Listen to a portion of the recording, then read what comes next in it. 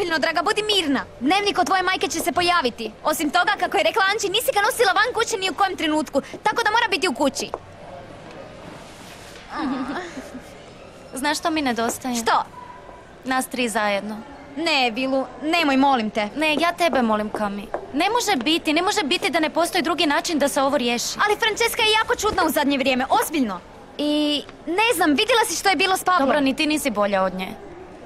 Mislim da nije trenutak da se svađate. Da, može biti da si u pravu i da ću požaliti, ali ozbiljno ne mogu. Ne znam. Dobro, reci mi kako napreduje zadatak za Pavla. Da vidim. Sve što je bilo vrijedilo je.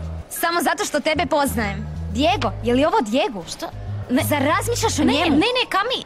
Kako to možeš reći? Ne, samo mi se sviđa taj stih i iskoristila bi ga za pjesmu. I što s tim?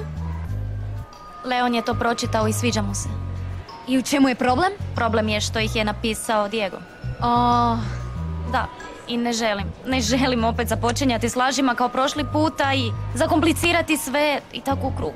Razumijem te. Voljela bi da ti mogu pomoći, ali ni meni se to ne da. Idemo, pričat ćemo još. Idemo.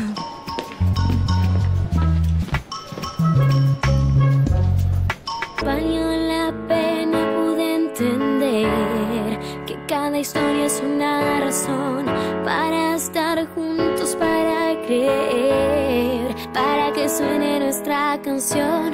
Hoy somos tantos, hoy somos más, hoy más que nunca puedo volar. Todo vuelve a comenzar juntos, sin mirar atrás. Siente, sueña como yo.